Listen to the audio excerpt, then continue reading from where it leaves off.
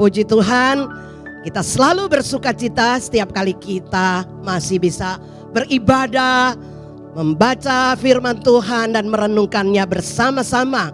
Dalam bulan ini kita berfokus pada sebuah kebenaran firman Tuhan yang terambil dari Kolose pasal 3 ya. Minggu lalu mungkin Kolose pasal 2, perikop sebelumnya yang juga sebagian membahas di pasal 3. Saya kali ini akan berfokus pada pasal 3. Kolose pasal 3 ayat 1 sampai dengan ayat yang keempat. Kolose pasal yang ketiga ayat 1 sampai dengan ayat yang keempat. Jika kita sudah menemukan, mari kita memperhatikan 4 ayat ini. Karena itu, kalau kamu dibangkitkan bersama dengan Kristus, carilah perkara yang di atas, di mana Kristus ada, duduk di sebelah kanan Allah. Ayat 2 mari kita baca bersama-sama 1, 2, 3. Pikirkanlah perkara yang di atas, bukan yang di bumi. Sebab kamu telah mati dan hidupmu tersembunyi bersama dengan Kristus di dalam Allah. Apabila Kristus yang adalah hidup kita menyatakan diri kelak, kamu pun akan menyatakan diri bersama dengan Dia dalam kemuliaan. Bapak, Ibu, Saudara, keluarga William baru saja berlibur ya, mengajak keluarganya, anak-anaknya liburannya ke Disneyland ya, mau Disneyland Amerika, Hong Kong terserah. Pokoknya membuat anak-anaknya senang. Dan anak-anak ini menikmati liburan yang sudah dirindukan itu dengan puas.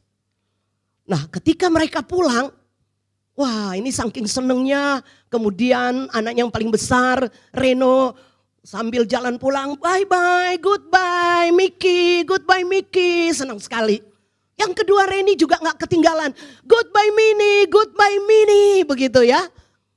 Papanya juga ikut-ikutan saudara-saudara. Papanya bilang apa? Goodbye money. Nangkap enggak? Kalau bapak-bapak tuh orientasinya uang ya.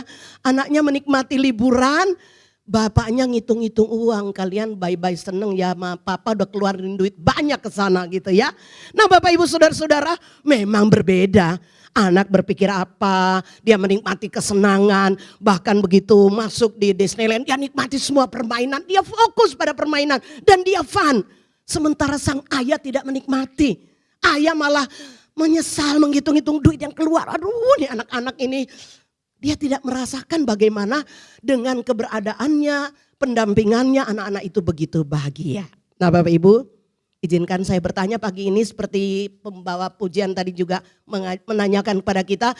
Hari ini apakah Bapak Ibu semua bersuka cita? Semua berbahagia? Semua bergembira?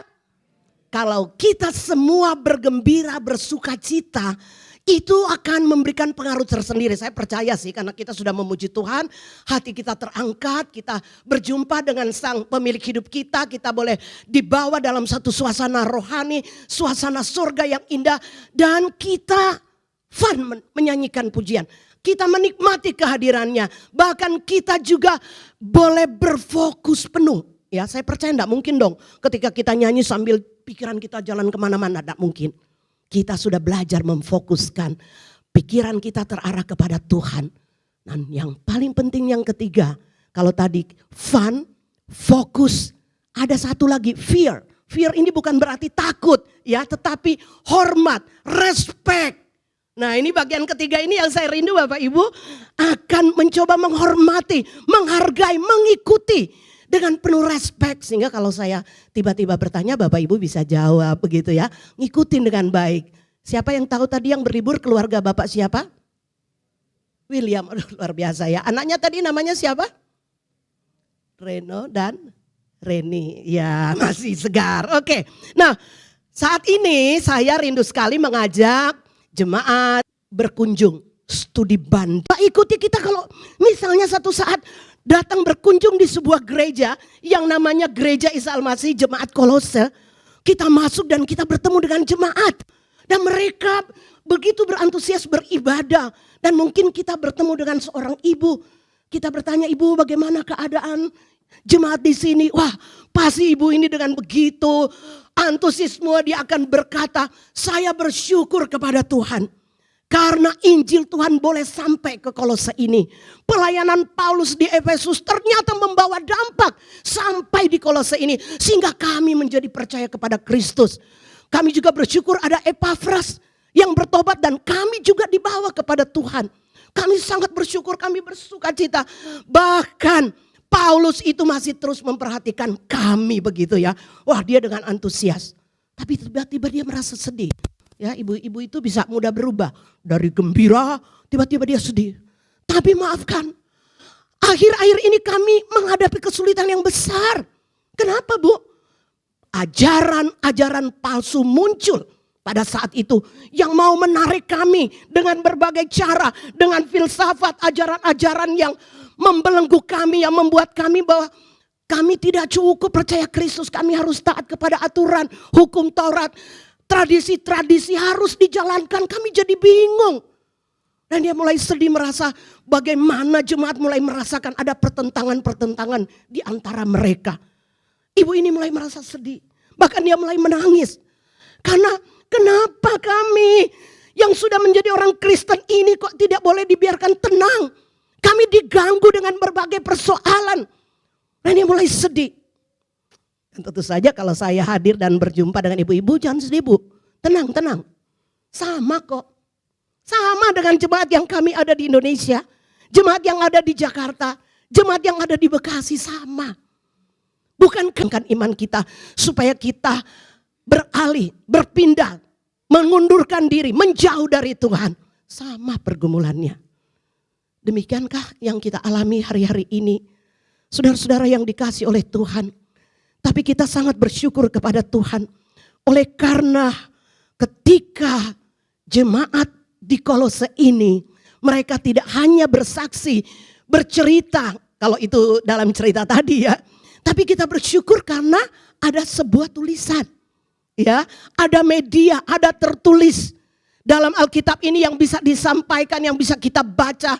Sehingga nasihat Rasul Paulus itu ratusan tahun ceritanya bisa seperti apa, nyampainya ke kita ceritanya seperti apa, begitu ya. Tapi kita bersyukur karena ini tertulis.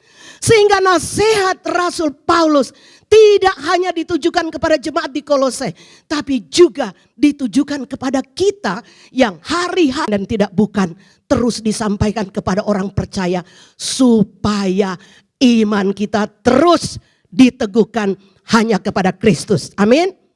Agar kita hanya tertuju kepada Kristus apapun, ajaran apapun yang muncul kita harus berfokus. Jangan sampai kita digeser. Bahkan Rasul Paulus mengingatkan jangan tergoda, jangan tergoncang. Kamu harus berani melawan. Saudara-saudara yang saya kasih di dalam Tuhan. Kolose ini sungguh memberikan juga dorongan bagi kita. Bersama jemaat di tempat ini kita bersyukur menyambut nasihat ini. Karena apa di hari-hari ini kita tidak bisa lepas dari sebuah situasi yang semakin sulit bukan? Ancaman krisis ekonomi, kedatangan krisis yang kedua kali, semua tanda-tanda sudah terjadi. Dan kita harus bersiap diri. Sehingga dalam perjalanan iman kita ini kita membutuhkan lagi. Bahkan membutuhkan kekuatan berlimpah-limpah. Fokus, konsentrasi yang lebih lagi daripada yang lalu-lalu. Oleh sebab itu ketika hari ini kita kembali diajak untuk berenungkan sebuah tema. Pikirkanlah perkara yang di atas. Pikirkanlah, arahkanlah. Kalau Pak Walman bilang bukan sekedar asalan mikir sambil lalu, bukan ya. Minggu lalu masih ingat ya. Carilah perkara yang di atas dan meletakkan pikiran gak asalan. Tapi kita letakkan sepenuhnya, mengarahkan sepenuhnya hati kita kepada Tuhan, kepada surga. Dan itu berarti juga kita berani melepaskan diri dari segala keinginan dunia, menjauhkan hati kita dari dunia ini dengan segala keinginannya.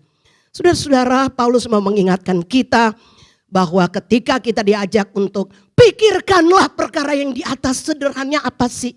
Sebenarnya Paulus mau berkata, ayo seriuslah memikirkan kehidupan rohanimu melebihi daripada kehidupan jasmanimu di dunia ini. Ini serius. Ini sebuah keputusan penting yang harus kita ambil. Bukan hanya dulu-dulu kita serius, sekarang bahkan makin serius. Karena berbicara tentang perkara yang di atas, berbicara tentang kehidupan rohani yang sesungguhnya. Yang tidak hanya sekedar dijalankan biasa-biasa saja, tetapi harus dijalankan dengan penuh sukacita, dengan penuh antusiasme, dengan penuh pemahaman, dengan penuh kesadaran bahwa di dalam perjalanan iman ini kita tidak pernah sendiri. Tuhan ada bersama dengan kita. Kehadiran Tuhan dalam hidup kita itulah yang membuat kita menjadi orang-orang Kristen yang kuat, taat, bukan dengan penuh beban. Kasihan tuh jemaat di Kolose. Mereka dibebani dengan aturan. Kamu kalau mau jadi Kristen harus ikuti tradisi ini, tradisi itu. Mereka jadi bingung. Orang Kristen sekarang juga kadang-kadang bingung jadi orang Kristen. Gak usah bingung. Pegang saja satu. Kristus, selama ajaran yang selalu menekankan bahwa Kristus begitu sempurna telah menyelamatkan kita. Begitu sempurna memenuhi hidup kita. Maka kita harus mengikutinya. Memikirkan perkara yang di atas atau memikirkan hal surgawi. Memikirkan kehidupan rohani itu mengarahkan kita ke dalam sebuah kesadaran bahwa tadi kita di bagian ayat pasal 3 ayat 1 dikatakan Kristus, kalau kamu dibangkitkan bersama Kristus. Ini poin yang sangat penting bagi saya di dalam perenungan kita. Kita telah sebenarnya itu ada perkataan kita tuh sudah dibangkitkan bersama Kristus. Sudah dikerjakan. Karena dalam pasal sebelumnya kan Paulus mengatakan jemaat Kolose kamu tuh sudah diselamatkan. Kamu itu sudah percaya Yesus. Kamu sudah dipenuhi, memiliki kepenuhan di dalam Kristus. Itu berarti kamu juga sudah mengalami kuasa kebangkitan. Jika kita sudah dibangkitkan bersama dengan Kristus, kita sudah menerima hak istimewa. Ketika saya memikirkan tentang kuasa kebangkitan, maka teringatlah saya bagaimana kedua murid yang dalam perjalanan ke Emmaus, ketika pikiran mereka masih tertutup dengan kebodohan mereka, dengan apa yang terjadi, peristiwa yang sedang mereka alami, itu terus yang mereka pikirkan dan mereka menjadi kecewa. Tetapi begitu mereka mengalami sendiri kuasa kebangkitan bahwa Yesus yang berjalan bersama mereka itu adalah Yesus yang bangkit dan hidup, kuasa kebangkitan itu bekerja di dalam diri kedua murid ini. Dicatat dalam Injil bahwa pikiran mereka itu terbuka. Ya, pikiran mereka itu terbuka, pikiran mereka itu dibukakan. Ketika dibukakan, langsung yang diingat adalah firman Tuhan. Jadi gampang Bapak Ibu untuk mencari tanda dalam diri kita yang sudah mengalami kuasa kebangkitan adalah kita yang saat membaca Alkitab kita ngerti. Ya, kalau di gereja kami diadakan komitmen tiap jemaat baca 3 pasal, wah ada saja yang komentar, oh ngapain sih begini, ngapain sih begitu. Dia bosan, dia jenuh. Sementara yang lain semangat, terus melaporkan, udah baca. Dan mereka bertumbuh, mengerti. Karena kuasa kebangkitan bekerja di dalam diri kita. Saat kita mengalami kuasa kebangkitan, pikiran kita yang tertutup dibukakan. Dan dari sinilah pengalaman orang percaya kepada Kristus memulai perjalanan imannya. Bahwa ketika kita memikirkan perkara yang di atas, kita akan memandang dan mengarahkan perhatian kita ke surga. Bukan lagi ke dalam dunia ini. Saudara-saudara, pernah terpikir gak sih? Gila bener pikiran kita ya. Ada berapa banyak sih yang kita pikirkan? Saya ketemu mahasiswa Abdiel, alumni dan mereka menjadi guru. Saya tanya, ada berapa banyak murid? Nama-nama murid yang tersimpan dalam pikiranmu. Wah maaf Bu katanya terlalu banyak. Bahkan saya sudah lupa. Banyak sekali orang-orang, ya, persoalan-persoalan, rencana-rencana. Semua ada di dalam pikiran kita ini. Padahal segini doang loh. Tapi begitu banyak, begitu luas, begitu banyak memenuhi pikiran kita. Tapi sebenarnya pikiran kita hanya terbagi dalam dua golongan penting. Yaitu pikiran tentang surga atau pikiran tentang dunia. Pikiran tentang surga, pikiran tentang dunia, dua-duanya memiliki kekuatan, memiliki pengaruh. Kalau kita terus berpikir tentang dunia ini, oh besar pengaruhnya. Saudara akan berjuang untuk dunia ini, saudara kerja keras, ingin mendapatkan sebanyak-banyaknya kekayaan dalam dunia ini, punya kekuatan. Tapi terlebih ketika kita memikirkan tentang surga, kita juga memiliki kekuatan yang luar biasa, yang akan mempengaruhi cara berpikir kita, yang akan mempengaruhi perilaku kita, mempengaruhi setiap apa yang kita akan lakukan bila kita sudah terbiasa memikirkan hal-hal yang di atas, perkara yang ada di surga. Nah sesungguhnya kalau saya tanya, kita berpikir hal yang di atas, perkara yang di atas, kita sebut itu surga. Yang ada di surga siapa Bapak Ibu? Halo? Yang ada di surga siapa? Siapa? Tuhan Yesus. Jangan ragu-ragu ya Bapak Ibu. Siapa yang ada di surga? Tuhan Yesus. Tadi kita sudah baca. Dia yang ada di surga. Yang duduk di atas, di mana Kristus ada duduk di sana di sebelah kanan. Jadi pikirkan perkara di atas, memikirkan, mengarahkan perhatian kita kepada Kristus yang duduk di atas sana, di sebelah kanan Allah Bapa. Kemudian yang kita bayangkan, wah Tuhan Yesus yang memiliki kuasa, yang memiliki otoritas, ya. Dan Yesus yang duduk itu, dia adalah Tuhan Yesus yang pernah menjalani kehidupan dalam dunia ini melalui berbagai tantangan, melalui berbagai rintangan, kesulitan, cobaan, ujian. Tetapi Yesus memberikan contoh kepada kita bahwa dia melalui itu semua dengan tetap berfokus kepada tugasnya, yaitu untuk menyelamatkan manusia. Jadi Yesus duduk di sebelah kanan Allah Bapa itu juga tidak hanya mengingatkan kita akan kuasanya, otoritasnya, dia bisa memerintahkan apa saja untuk dia lakukan bagi kita, tapi mengingatkan kita akan keteladanannya.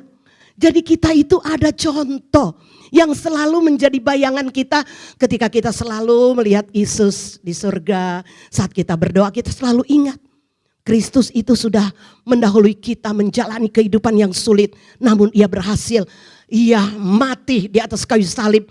Ia kemudian dikuburkan, dia mati di atas kayu salib dan ia bangkit naik ke surga. Itu jalan yang kita lalui ini sudah didahului oleh Yesus. Dan kita maunya nasihat Rasul Paulus ini, kalau begitu kita gak usah cari contoh yang lain. Lihat aja Yesus di surga. Perjalanan iman kita itu harus tertuju kepada dia. Karena dia yang sudah melalui perjalanan hidup kita di dunia ini dengan berbagai kesulitan yang ada. Tapi dia bisa menjalaninya itu dengan penuh ketaatan, penuh kerelaan. Dia terus berfokus pada tugas itu, tidak tergoda. Dan itulah yang Tuhan mau kita juga melalui jalan itu. Nah Bapak Ibu Saudara yang saya kasih di dalam Tuhan, kalau Kristus yang ada di surga itu, kita selalu arahkan perhatian kita dengan cara doa-doa kita, pujian penyembahan kita, ya. Jadi nyanyi pujian, doa, baca firman, itu gak cuman angin-anginan Bapak Ibu. Itu sudah menjadi gaya hidup kita karena hanya dengan cara itu kita akan terfokus kepada Kristus yang duduk di sebelah kanan Allah Bapa.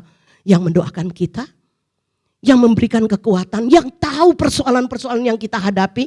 Sehingga apapun yang kita hadapi, kita bisa cerita dengan leluasa. Tuhan lihat saya sekarang, saya harus berjuang sendiri. Tiba-tiba saya bisa sedih juga Bapak Ibu.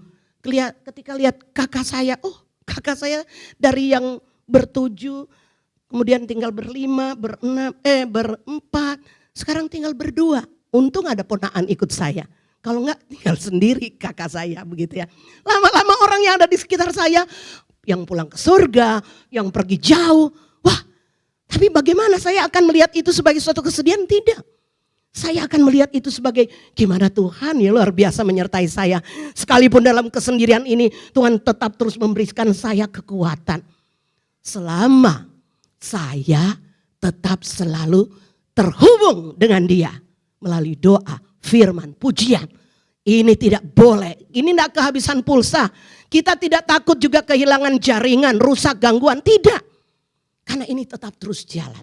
Maka hanya orang-orang yang selalu memilih cara yang paling penting bagaimana ia mengarahkan, memikirkan perkara di atas dengan menjaga hidup yang selalu terkoneksi dengan Tuhan, terhubung dengan Tuhan, punya komunikasi dengan Tuhan, pikiran terus memandang kepada Kristus yang duduk di sebelah kanan, yang memberikan kekuatan kepada kita berlimpah-limpah supaya kita menjalani hidup ini. Dia tahu saat kita bergumul, ini firman Tuhan saya tidak ngerti. Dia tolong kan dengan memberi Roh Kudus untuk menolong kita mengerti. Nah, yang penting lagi adalah ketika Tuhan mengajarkan kepada kita bagaimana kita harus mempraktekkan kasih, ya kita harus lakukannya. Kita harus mempraktekkan itu dalam hidup kita, dalam keluarga kita. Dan berbagai pengalaman rohani yang Tuhan izinkan kita alami yang membuat kita semakin senang. Semakin kita melakukan firman Tuhan, semakin kita dibuat berbahagia dan bersuka cita. Saudara-saudara yang saya kasih di dalam Tuhan, memikirkan perkara yang di atas atau dengan kata lain kita harus serius memikirkan kehidupan rohani kita. Itu adalah sebuah perkara yang sangat mendasar sesungguhnya dalam kehidupan kita. Ya, jadi kehidupan rohani itu bukan sesuatu yang kalau saya punya waktu, itu nanti urusan kesekian, tidak. Justru memikirkan kehidupan spiritualitas kita itu adalah sesuatu yang mendasar. Baik kita anak-anak muda, orang tua, ini harus serius dari sekarang. Karena inilah yang akan menguji kita dari zaman ke zaman. Kita sudah dihantam dengan COVID-19, kita juga sebentar lagi sedang bersiap diri menghadapi krisis ekonomi yang berat. Tapi kita harus terus menjaga hidup ini dengan kerohanian yang baik, yang sehat, yang membuat kita tetap kuat di dalam Tuhan. Saudara-saudara yang saya kasih di dalam Tuhan, bila kita memikirkan kehidupan rohani yang baik, contoh ya Bapak Ibu, contoh nih. Kita percaya bahwa kita memiliki roh yang kekal, betul? Kita bisa terkoneksi dengan Tuhan karena kita punya roh yang kekal, roh di dalam kita. Itulah sebabnya kita jadi tahu, oh ada surga. Kita nanti gak bingung, kita mau kemana kalau kita mati. Tahu ada surga. Itu roh yang kekal yang Tuhan taruh. Roh yang kekal itu yang membuat kita selalu ingin berhubungan dengan Tuhan yang kekal. Nah, ketika kita menyadari bahwa kita memiliki roh yang kekal, itu berarti bahwa kita juga harus sadar bahwa kehidupan kita yang sekarang ini harus kita pertanggungjawabkan dalam kekekalan, ya. Orang yang sudah sadar bahwa kita memiliki roh yang kekal, kita tahu bahwa nanti saya akan berjumpa dengan Tuhan, saya akan mempertanggungjawabkan kehidupan saya. Kalau sudah begini, kita akan tahu bagaimana kita berperilaku, bukan? Kita memiliki kesadaran untuk menyadari bahwa saya harus mempertanggungjawabkan setiap perbuatan kita. Maka kita akan hati-hati berkata-kata. Kita akan hati-hati dalam berperilaku. Kita akan hati-hati bagaimana menjaga gaya hidup yang sesuai dengan kehendak Tuhan. Tingkah laku kita, pelayanan kita, pekerjaan kita, semua hal yang kita kerjakan tiap hari itu kita lakukan dalam sebuah kesadaran, saya akan mempertanggungjawabkan semua itu di hadapan Tuhan. Ya saudara-saudara, maka ini akan menggeser pemahaman orang itu akan bekerja dengan baik ketika bos melihatnya. Begitu ya. Anak-anak akan belajar serius ketika diawasi mama, begitu ya. Padahal kita punya Tuhan bukan yang selalu mengawasi kita. Dan ini harus, kalau kita memperhatikan kehidupan rohani kita dengan serius, bayangkan bahwa sepanjang hari-hari yang kita jalani ini kita harus sadar. Mulai dari saya bangun pagi, Tuhan sudah mengawasi kita. Saya akan mempertanggungjawabkan langkah apa yang akan saya lakukan di awal pagi hari itu. Itu akan menentukan apa yang akan engkau raih dalam sepanjang hari itu. Saudara-saudara, kita akan mempertanggungjawabkan segala sesuatu di hadapan Tuhan. Ini harus selalu menjadi kesadaran. Maka itu akan memberi pengaruh besar. Nah ini yang hal rohani ini perkara rohani. Kalau mau memperhatikan kehidupan spiritual tuh sudah sampai pada tingkat ini. Bahwa saudara terbiasa tiap hari sadar bahwa apapun yang engkau lakukan, sekecil apapun yang tidak dilihat oleh orang lain. Tapi semua itu akan engkau pertanggungjawabkan di hadapan Tuhan. Nah, ini akan mempengaruhimu dalam berperilaku. Nah, saudara-saudara, ketika saya kembali merenungkan bersama bahwa kita yang sudah dibangkitkan bersama Kristus, maka kita akan memikirkan perkara-perkara yang di atas. Ya, kita memikirkan, kita akan terbiasa, kita akan selalu terarahkan, kita akan selalu diingatkan. Kalau itu kita latih terus-menerus, memikirkan perkara yang di atas. Dan kita akan sadar, oh iya ya, kita yang sudah disatukan dengan Kristus dalam kematian, kita juga yang disatukan dengan Kristus dalam kebangkitannya. Jadi kalau misalnya kita masih merasa penuh kekurangan, ada kelemahan, kegagalan, itu jangan sampai membelenggu kita. Tapi kita percaya bahwa ketika kita bawa itu kepada Tuhan, kita telah dimatikan. Kita telah mati bersama Kristus. Jadi semua dosa kejahatan kita itu sudah dimatikan. Dan kita akan beroleh kekuatan baru untuk mengalami kemenangan melalui kuasa kebangkitan. Nah, kalau sudah begini Bapak Ibu, ketika kita sudah sadar bahwa kita ini sudah menerima kuasa kebangkitan. Dan kita sudah juga mengalami kematian bersama Kristus, sehingga dosa-dosa, kejahatan, kelemahan kita itu sedikit demi sedikit mulai kita kalahkan, karena ada kuasa kebangkitan yang terus bekerja dalam diri kita. Dan kalau kita sudah mengalami ini, kita berarti sudah masuk dalam apa yang namanya proses identifikasi diri. Saya suka sekali ini. Ketika kita sebagai orang Kristen melatih pikiran kita, berpikir hal-hal yang di atas, hal yang di surga, tentang Kristus, tentang firman-Nya, kebenarannya, rencananya, semua yang berkaitan dengan apa yang Kristus lakukan untuk kita. Kita akan masuk dalam proses identifikasi diri. Artinya apa? Kita akan mengumpulkan hal-hal yang baik, hal-hal yang kita bisa lakukan, yang Tuhan mau saya lakukan, ini saya harus kerjakan. Tuhan mau saya harus mengampuni, ini saya kerjakan. Dan lama-lama kita melakukan apa yang Tuhan kehendaki. Lama-lama kita mulai sepikir dengan Tuhan. Kita mulai tersesuaikan dengan apa yang Tuhan mau. Tapi ini harus dilakukan. Gak sesekali, gak setahun sekali, gak 6 bulan sekali, terus menerus. Tiap hari kita mengumpulkan data tentang diri kita. Oh, saya masih kurang ini, saya masih suka malas, saya masih gak hormat sama orang tua, saya masih tidak bertanggung jawab. Ini dikumpulkan nih. Oh, ini tidak benar. Tuhan, saya serahkan ini kepada Tuhan. Saya mau Tuhan perbaharui saya. Dan ini akan terus memperbarui kita. Makin hari makin kita bereskan semua untuk supaya semua itu sesuai dengan kehendak Tuhan. Apa yang menyenangkan hati Tuhan? Ini harus kita pikirkan. Kita harus pikirkan saat saya bekerja, bagaimana cara saya bekerja dengan menyenangkan hati Tuhan. Saya juga tetap harus jaga kesehatan. Saya juga harus tetap bertanggung jawab terhadap keluarga. Jangan asik kerja sehingga keluarga tidak terperhatikan. Anak kemudian main game sendiri, tidak pernah disapa. Harus juga ada kesadaran dari kepala keluarga untuk melihat keluarganya. Ibu rumah tangga juga jangan kemudian udah asik sendiri aja masing-masing. Dengan semua berhala di tangannya masing-masing. Ini sangat serius.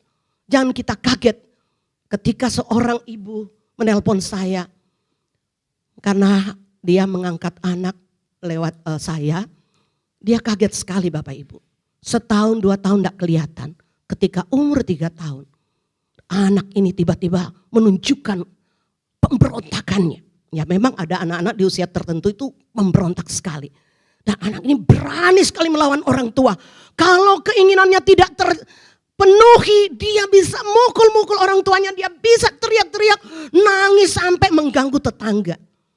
Nah, orang tua yang kadang-kala mungkin, wah ini jangan-jangan coba diselidiki. Mungkin karena orang tuanya gak beres nih.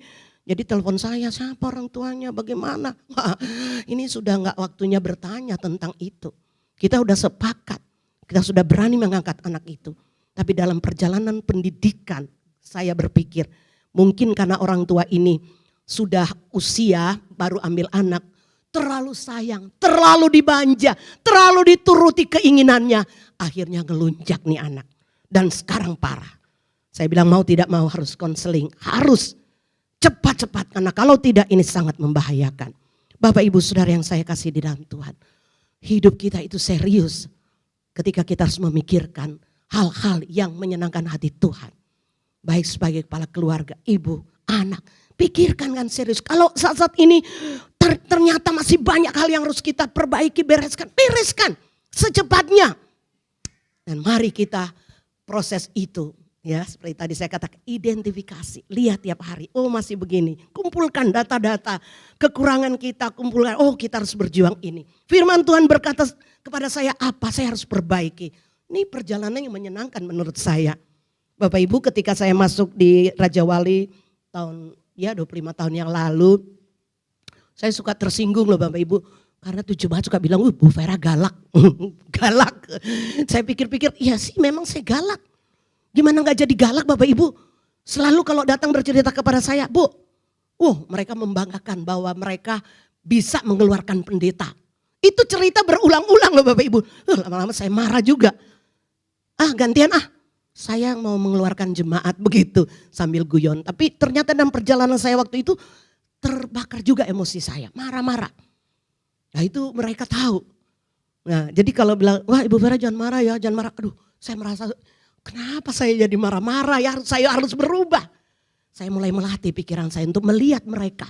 Bukan sebagai jemaat yang mau menyakiti hati saya. Tapi melihat mereka sebagai orang-orang yang Tuhan pakai untuk membentuk saya. Melihat mereka sebagai jiwa-jiwa yang perlu dikasihi, disayangi, dibimbing gitu. Dari proses itulah saya mulai mengidentifikasi diri saya. Kekurangan saya untuk diperbaiki dan diperbaiki. Kalau kita sudah mengalami proses identifikasi diri, maka kita akan mengalami apa yang namanya transformasi diri. Perubahan terjadi. Perubahan demi perubahan inilah yang seharusnya menjadi wujud nyata dari orang-orang Kristen yang bertumbuh. Orang-orang Kristen yang terlatih memikirkan perkara-perkara rohani. Dia akan mengalami perubahan-perubahan dalam hidupnya dan itu akan memberkati banyak orang. Saudara, perubahan-perubahan ini sesuatu yang sangat indah dan kita akan syukuri.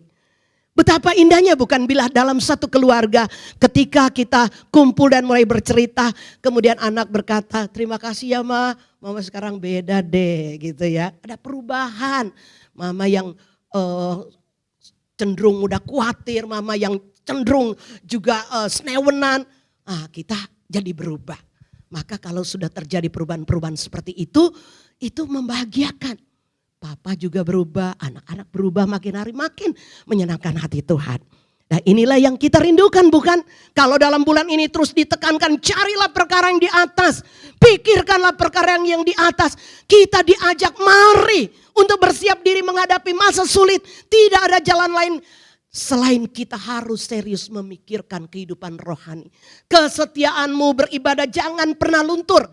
Kesetiaanmu melayani Tuhan jangan pernah luntur. Bahkan semakin giat. Kehidupan doamu, kehidupan saat teduhmu harus terus diperbaiki, diperbaharui. Dan inilah kehidupan spiritual yang akan membahagiakan kita semua. Kiranya Roh Kudus menolong jemaat Tuhan yang dikasihi pada pagi hari ini. Dengan kita terus melatih diri. Pikirkan perkara yang di atas. Perhatikan dengan serius kehidupan rohanimu. Saat ini sedang dalam keadaan apa kehidupan rohani kita? Biasa, sedang, atau sedang berkobar-kobar. Nah, kita berharap kita ini semua sedang berkobar-kobar. Api terus menyala dalam hidup kita. Karena Tuhan mau pakai kita untuk bisa menyelamatkan banyak orang. Kesaksian kita itu memberikan dampak besar. Mulai dari keluarga kita, lingkungan pekerjaan kita dan dimanapun dengan siapapun kita bertemu. Kiranya Roh Kudus menolong kita semua pagi hari ini. Dan Tuhan menunjukkan proses identifikasi diri yang kita alami, yang kita mau jalani. Sampai itu menunjukkan transformasi perubahan-perubahan yang nyata. Yang menjadikan kita berkat bagi banyak orang. Dan nama Tuhan dimuliakan. Amin.